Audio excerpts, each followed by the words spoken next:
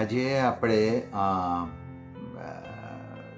જે પ્રભુના વચનો જોવાના છીએ, લુકની લખેલી સુવાર્તા એનો 9મો અધ્યાય અને 57 થી 62 કલમ વાંચશો અને તમને ખ્યાલ હશે કે આજકાલ આપણે પ્રભુના વચનો એ રીતે જોઈ રહ્યા છે કે જેના દ્વારા શૈતાન આપણને શંકામાં નાખે છે અથવા આપણને સવાલો ઊભા થાય છે. અને એટલા માટે આજે જે ભાગ મેં પસંદ કર્યો છે, લુકની લખેલી સુવાર્તા 9મો અધ્યાય 57 થી 62. કોઈ વાંચશો?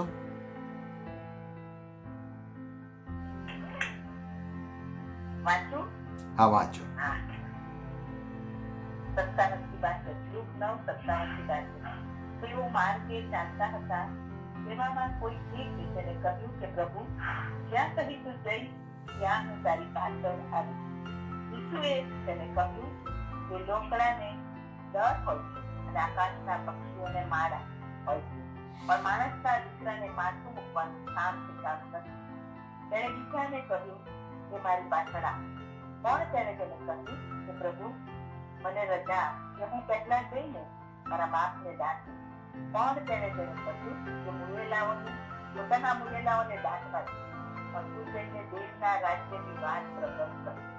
એક બીજાએ પણ તેને કહ્યું કે પ્રભુ, હું તારી પાછળ આવીશ, પણ શહેર વહેલા જેઓ મારા ઘરે છે તેઓને સહેલી સલામ કરી આવવાની મને રજા. પણ ઈસુએ તેને કહ્યું કે કોઈ માણસ સ્થળ પર હાથ દીધા પછી પતવારે જોઈએ તે દેવના રાજ્યની યોગ્ય નથી. આમેન.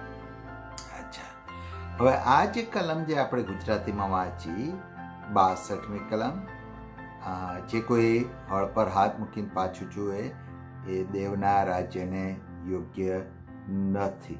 બરાબર છે? આ કલમ વાંચીને ઘણી વાર શૈતાન એનો ઉપયોગ કેવો કરે છે, આપણને બીવડાવે છે. કારણ કે આપણાથી તો ઘણી ભૂલો થાય છે, રોજે રોજ આપણાથી ભૂલો થતી હોય છે અને એના માટે આપણને ઘણી વાર ચિંતા થાય છે આવી કલમો વાંચીએ ત્યારે. હું તમારો અભિપ્રાય જાણવા માંગુ છું કે તમે લોકોએ જ્યારે આ કલમ વાંચી અથવા પહેલાં વાંચી હશે ત્યારે આ કલમને તમે કેવી રીતે જુઓ છો અથવા સમજવાની કોશિશ કરો છો? એમ કે પ્રભુની વાણીમાં પ્રભુને એમાં કામ શરૂ કરીએ તો પછી એમાં મંદેલા રહીએ, પછી આળસ કે શૈતાન પરિબળમાં મૂંઝવાઈ જઈને ઊંચી ના જઈએ. પણ પ્રભુની કૃપા માંગીને કે પ્રભુએ આપણને એના કૃપાદાનની શુદ્ધ સમજ પ્રમાણે આપણને આગળ વધવાનું છે એ ચાલુ રાખીએ. બરાબર છે. બીજું કોઈ? તમને આ કલમ વાંચીને કદી બીક લાગે છે?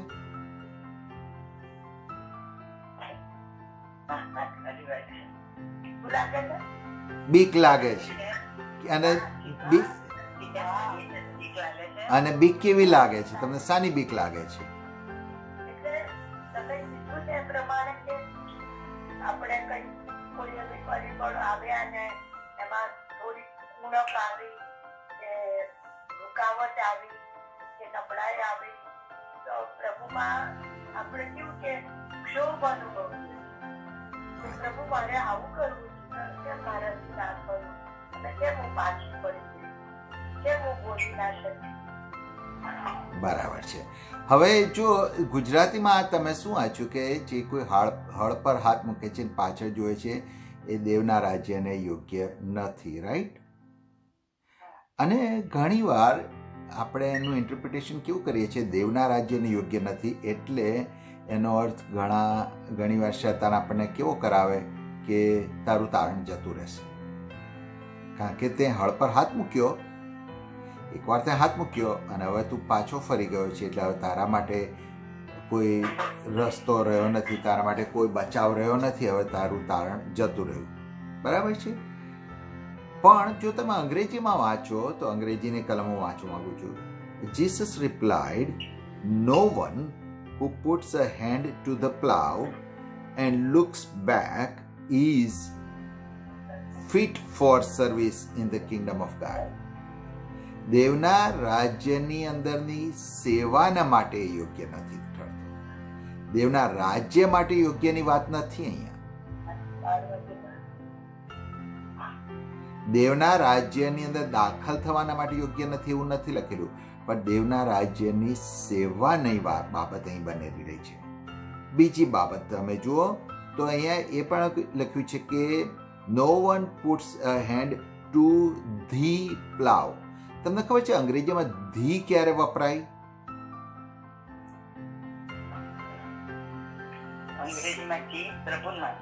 ના, હું એ પ્રભુ બહુ સ્પેસિફિક હોય ત્યારે.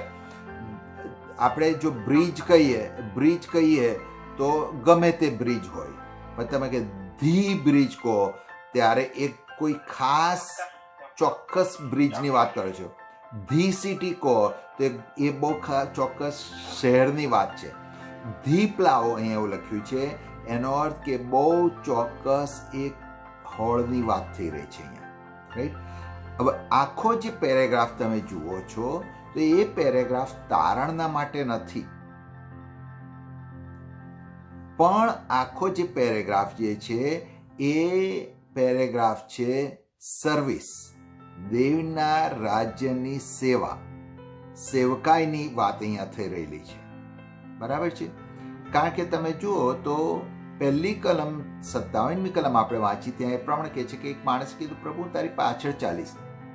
હવે પાછળ ચાલવું, દેવની પાછળ ચાલવું, ઈશ્વરની પાછળ ચાલવું એટલે એની સેવા કરવી. બરાબર છે?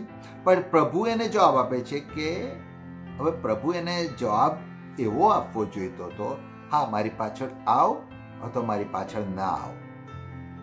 બરાબર છે?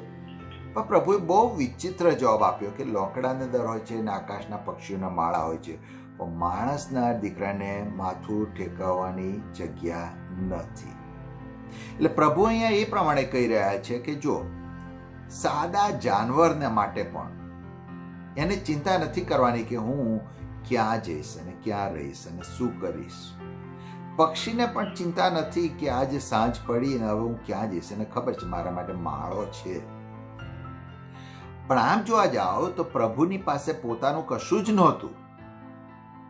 પ્રભુની પાસે જો એ જન્મ્યા તો ઉછીની ગભાણની અંદર જન્મ્યા. એમણે સંદેશા માટે હોડીનો ઉપયોગ કર્યો, પોતાની નથી પિતરની હોડીનો ઉપયોગ કર્યો. હવે છે એટલે સુધી કે પ્રભુ મરી ગયા ને એ વધસ્તંભ પણ એમનો નહોતો. વધસ્તંભ હતો એકચ્યુઅલી બારાબાસના માટે તૈયાર કરવામાં આવેલો હતો. એટલે પ્રભુ શું કહી રહ્યા છે કે તમે જો મારી પાછળ આવો છો ને તો એની એક કિંમત ચૂકવવી પડે છે, એની કિંમત હોય છે. મારી પાસે કશું જ નથી જો તમે મારી પાછળ ચાલો છો. હા, પણ પ્રભુ જે દુનિયાવી બાબતની વાત નથી કરતા, પણ પ્રભુ જે સ્વર્ગીય બાબતો છે જેની કિંમત અગણિત છે, પણ હું ને તમે જેને કિંમતી ગણીએ છીએ કે પૈસો કે ઘર કે માલ મિલકત, પ્રભુ કહે છે એ મારી પાસે નથી.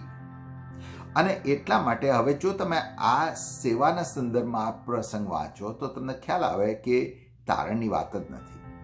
એટલે જો કોઈને એવું લાગતું હોય કે મેં હળ પર હાથ દીધો છે ને પાછું ફળી મેં બીજી બાજુ જોઈ લીધું છે, તો મારા તારણનું શું, મારા આશીર્વાદનું શું? પ્રભુ કહે છે કે હું લઈ નહીં લઉં, હું તમારી પાસેથી લઈ નહીં લઉં. હું તમને કદીથી હજી દઈશ નહીં ને કદી મૂકી દઈશ નહીં.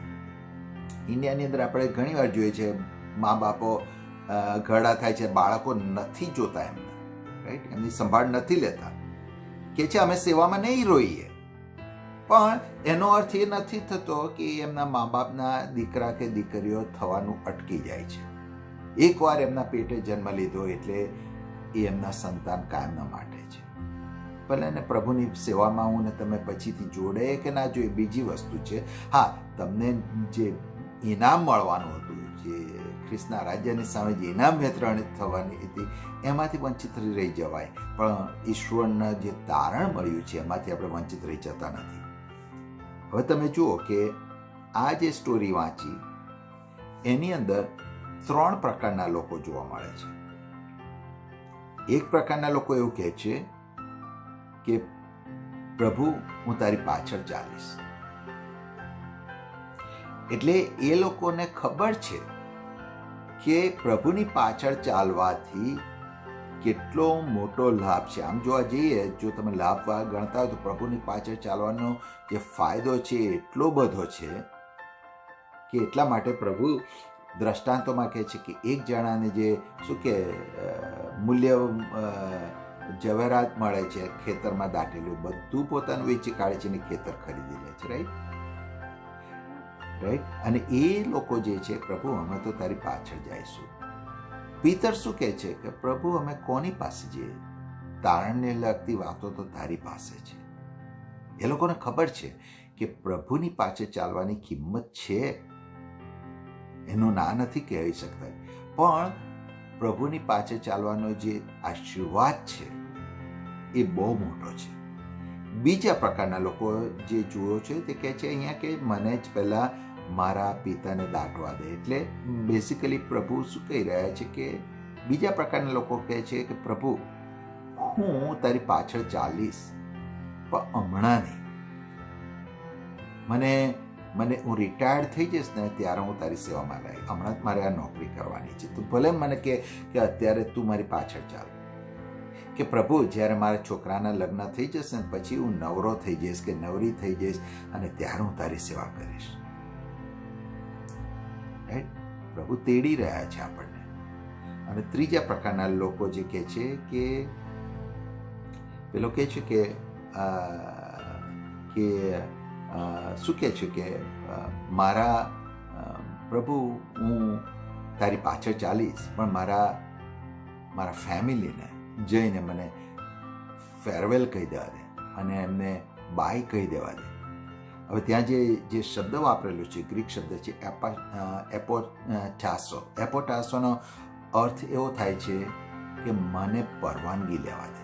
પ્રભુ મારે તારી પાછળ આવવું છે, મારે તારી સેવામાં આવવું છે, પણ મારે બીજાની પરવાનગી લેવા દે. અને પ્રભુ કહે છે કે જે લોકો રાહ જોવા માંગે છે, જે લોકો બીજાની પરવાનગી લેવા માંગે છે, પ્રભુ કહે છે કે એ લોકો મારા રાજ્યની સેવાના માટે લાયક નથી. હવે જો તમે સમજો, મેં તમને કીધું કે આમાં હળની વાત છે. ધી પ્લાવ, બીજા કોઈ પ્લાવની કે બીજા હળની વાત નથી, એક જ હળની વાત છે. તો એ કેમ ધી પ્લાવ લખ્યું છે? કારણ કે બાઇબલમાં એવું લખવું જોઈતું હતું, નહીં તો ગમે તે હળની વાત હોય તો એમાં લખ્યું છે કે no one who puts a hand on the plough, right, on plough અથવા ઓન એ પ્લાવ, એ નથી લખ્યું, પણ ધી પ્લાવ. એટલે બહુ ચોક્કસ પ્રભુ અહીંયા વાત કરી રહ્યા છે. તો આપણે હળને સમજવાની કોશિશ કરીએ તો એ હળને સમજવાના માટે હું સૌથી પહેલા તમને માથીની સુવાર્તા એનો 13મો અધ્યાય અને 38મી કલમ વાંચવાનું કહીશ. માથી 13 અને 38.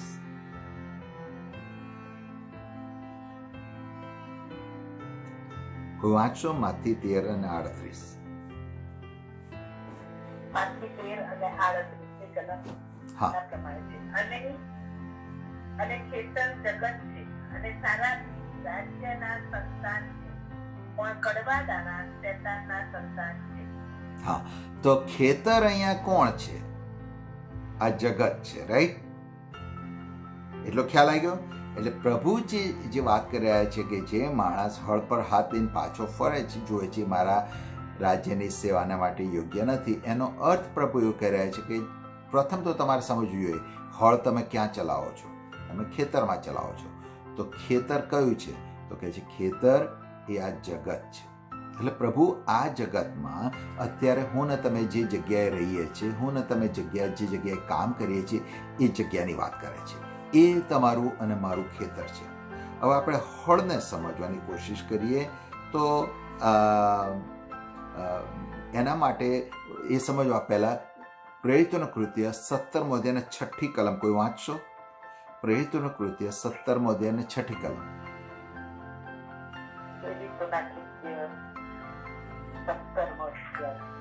અને એની 6ઠી કલમ. 6ઠી કલમમાં પ્રમાણે છે, પણ તેઓ ડર્યા નહીં, ત્યારે યાસોનને તથા કેટલાક ભાઈઓને શહેરના અધિકારીઓ પાસે કચરી લઈ જઈને તેઓએ બૂમ પાડી કે જેઓએ જગતને ઉથલ પાથલ કર્યું છે તેઓ અહીં પણ આવ્યા છે. અચ્છા, હવે હું તમને સમજાવું છું. મેં કેમ આ કલમ વાંચવાની કરી.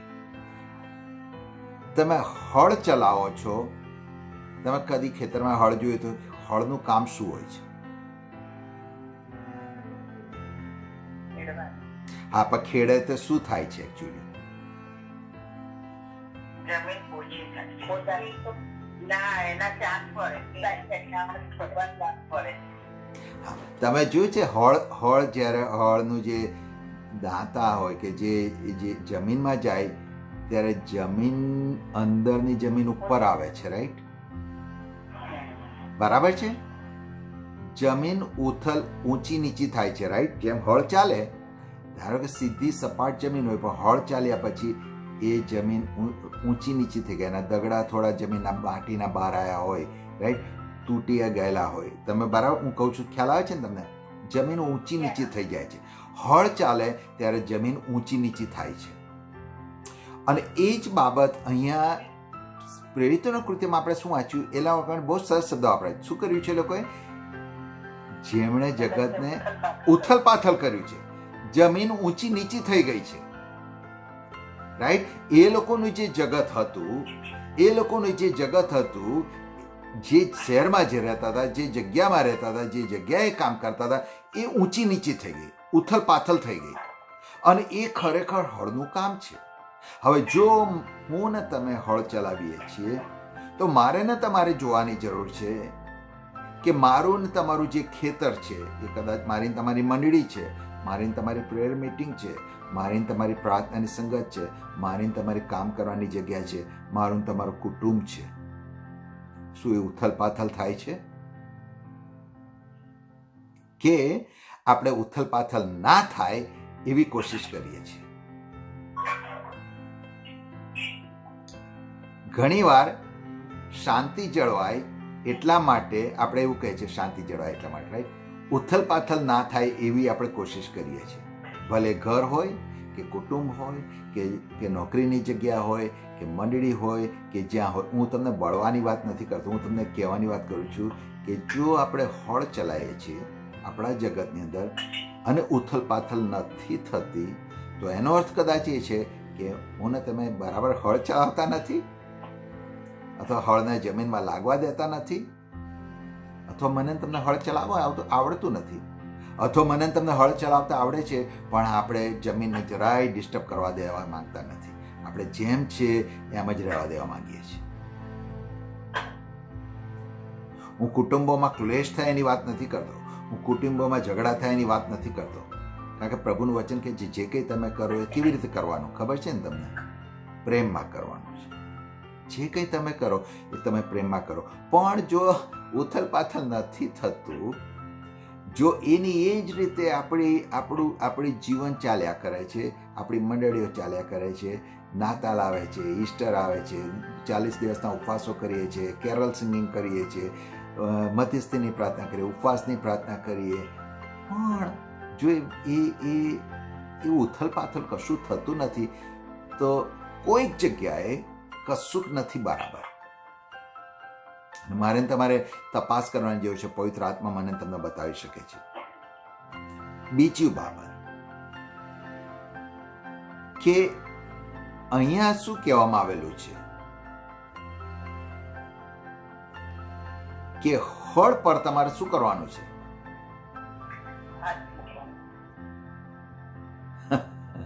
હળ પર બીજું શું કરવાનું છે? કશું કરવાનું નથી, રાઈટ? ખાલી હાથ જ મૂકવાનો છે. હવે જે હળ હોય છે એ હળને કોણ ખેંચે છે? તો તમે હળ પર હાથ મૂકો છો, તમે કહો મેં ખેતર ખેડ્યું, તો કેવી રીતે ખેડાય છે?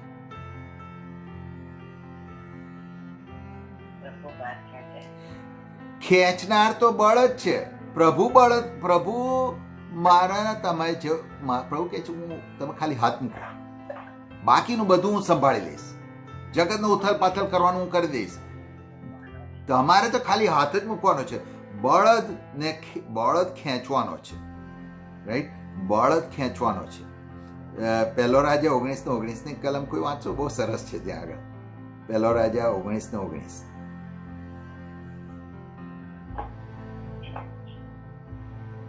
પહેલો રાજા 19:19.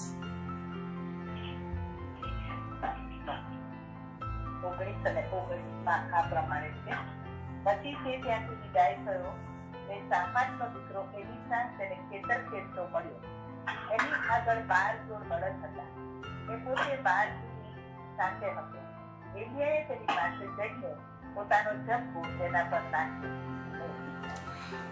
એલીશા કેટલા બળદથી હળ ખેંચતો હતો? મેં કદી કોઈને 12 બળદથી મેં 12 બળદ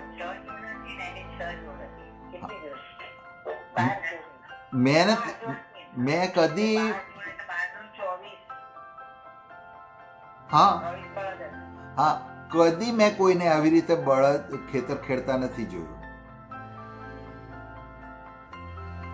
અને એ શું બતાવે છે? જો તમે કહેશો પ્રભુ હું હાથ મૂકવા તૈયાર છું, પ્રભુ કહેશે કે તું મને કે તારે કેટલા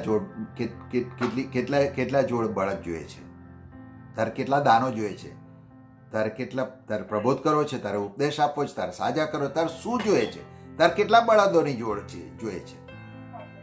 પ્રભુ કહે છે હું તારા માટે બળદોની જોડ મૂક્યા કરીશ, તું ખાલી હાથ મૂક, બાકીનું કામ હું કરી દઈશ. મારી ને તમારી જવાબદારી ખેતર ખેડવાની નથી. મારી ને તમારી જવાબદારી હળ પર હાથ મૂકવાની છે. તમે જ્યારે કોઈના માથા પર હાથ મૂકીને કહો છો પ્રભુ ઈસુના નામે તું સાજી થા, ત્યારે તમે હળ પર હાથ મૂક્યો છે અને બળદ હળ ખેંચે છે એમ પ્રભુ સાજા પણ મોકલી આપશે.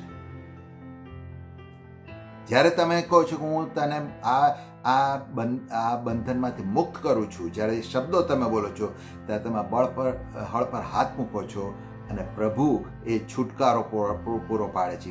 એ હળને ખેંચવાની કોશિશ કરે છે અને એ ખેંચશે. અને જેમ જેમ જેમ તમે પ્રભુ વધારે વધારે હાથ મૂકતા જશો, પ્રભુને આધીન થતા જશો, પ્રભુ તમારા દાનો વધારતા જશે, તમારી તાકાત વધારતા જશે, તમારી હિંમત વધારતા જશે. સવાલ એ છે કે શું તમે બળદ છે તમારી પાસે હળ છે પણ એ ઊભા છે, તમે શું હળ પર આજે હાથ મૂકવા તૈયાર છો કે નહીં? અહીંયા તારણની વાત જ નથી, અહીંયા સેવાની વાત છે. અને પ્રભુ કહે છે કે જો જગત રેડી છે, એ ઉથલ પાથલ થવાની જરૂર છે અને હું એ કરવા તૈયાર છું. તમારે કશું કરવાનું નથી. હું લોકોને સાજાઈ કરીશ, હું લોકોને ખાટલામાંથી ઊભાઈ કરીશ, હું લોકોને વ્યસનોમાંથી છોડાવીશ, હું લોકોને દરેક પ્રકારની મુશ્કેલીઓમાંથી છોડાવવા તૈયાર છું. પ્રભુ યશાયા પ્રબોધકને શું કહે છે? મારા માટે કોણ જશે, કોણ છીંડામાં ઊભું રહેશે? પ્રભુ આજે કદાચ મને તમને એ જ કહી રહ્યા છે કે તમારી પાસે બધું જ છે, જો તમારી મંડળી, તમારું ઘર, તમારું કુટુંબ, તમારી રહેવાની જગ્યા એ ઉથલ પાથલ નથી થયા, તો કાં તો તમે હળ પર હાથ નથી મૂક્યો, કાં તો તમે એવું સમજો છો કે મારે જ કશું કરવાનું છે. તમારે ખાલી કશું જ કરવાનું નથી, હળ પર હાથ મૂકવાનો છે, બાકીનું બધું કામ પ્રભુ સંભાળી લેશે. હું તમને આજે મારો સંદેશો ચેલેન્જ આપીને થોડું પૂરું કરવા માંગુ છું કે તમે આજે આપણે આપણી જાતને વિચારીએ કે મારીને તમારી તાકાતની જરૂર નથી, હળને ચલાવવા માટે મારીને તમારી તાકાતની જરૂર નથી. એકચ્યુઅલી તમે ખરેખર જોવા જાઓ ને તો હળને તો તમે પુશ પણ ના કરી શકો. તમે કોશિશ કરજો, હળને પુશ ના થાય તમારાથી.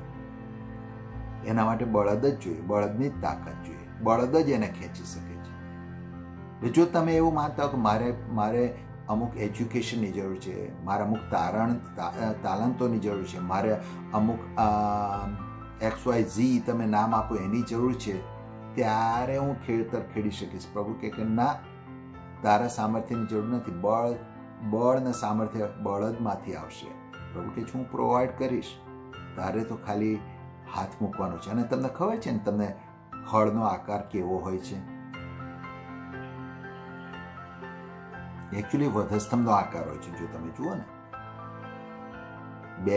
બે બળદના આડું લાકડું હોય અને એક વચ્ચે સીધું લાકડું હોય, રાઈટ? એ વધસ્તંભ છે. અને પ્રભુએ જ્યારે આ ઉદાહરણ આપ્યું હળ ખેંચવાનું, ત્યારે પ્રભુ કહે છે કે એકચ્યુઅલી બળદ વધસ્તંભ ખેંચી રહ્યો છે. પ્રભુ કહે છે કે એ મોટો ભાર મેં ખેંચી લીધો છે, હું ખેંચવા તૈયાર છું, હું બધો બોજ લેવા તૈયાર છું, તો તમારે ખાલી હાથ તો મૂકવાની જરૂર છે. પ્રભુ કહે છે કે જો તમે એવું કહેશો કે મારે તો પરવાનગી લેવી પડશે અથવા હમણાં નહીં પ્રભુ, તો પ્રભુ હું બધાને કાયમ એ જ કહું છું. મોર્દખાએ એસ્તર રાણીને શું કહ્યું હતું? શું કદાચ એવું નથી કે હા, આજ દિવસના માટે પ્રભુએ તને રાણી બનાવી છે, પણ જો કે તારાથી ઇસ્રાયલનો બચાવ થાય, પણ જો તું નહીં જાય તો પણ પ્રભુ પોતાના લોકોનો બચાવ તો કરશે જ. એનો અર્થ શું છે કે એ કહે છે કે એસ્તર, પ્રભુ જો તારાથી બચાવ કરશે તો તને માન મળશે, તને તારું નામ મોટું બનાવશે, તારું નામ યાદ કરાશે. પણ જો તું આજે નહીં બોલે તો પ્રભુ તેના લોકોનો બચાવ કરશે જ, પણ જે માન તને મળવાનું હતું, જે મર્તબો તને મળવાનો હતો, જે સન્માન તને મળવાનું હતું, એ તને નહીં મળે. પ્રભુ એ જ કહે છે કે તું હળ પર હાથ મૂકીશ, આ એની કોસ્ટ છે, એની કિંમત છે, જરાય ના નથી એની કિંમત છે. પણ જો તું હળ પર હાથ મૂકીશ તો રાજસ્થાનની સામે જ્યારે ઇનામ વિતરણ થશે ત્યારે પ્રભુ કહે છે કે હું તને મોટો બદલો આપીશ. પ્રભુ તો પોતાના લોકોને બચાવશે. જો તમે હાથ પર હાથ નહીં મૂકો તો પ્રભુ કોઈ બીજાને બોલાવશે અને બીજી વ્યક્તિ હાથ મૂકશે. તમારું તારણ નહીં જતું રહે, પણ જે ઇનામ વિતરણ હતું એ ઇનામમાંથી વંચિત થઈ જઈએ. તો આજે આપણે પ્રભુને પ્રાર્થના કરીએ કે પ્રભુ મને હિંમત આપ કે આપણે સમજીએ કે મારા તમારા સામર્થ્યની જરૂર નથી, મારું તમારું તારણ તો થયેલું જ છે, હવે મારે તમારે હળ પર હાથ મૂકવાની જરૂર છે. આશા રાખું પ્રભુએ આજે તમને આશીર્વાદ આપ્યો છે. Thank you.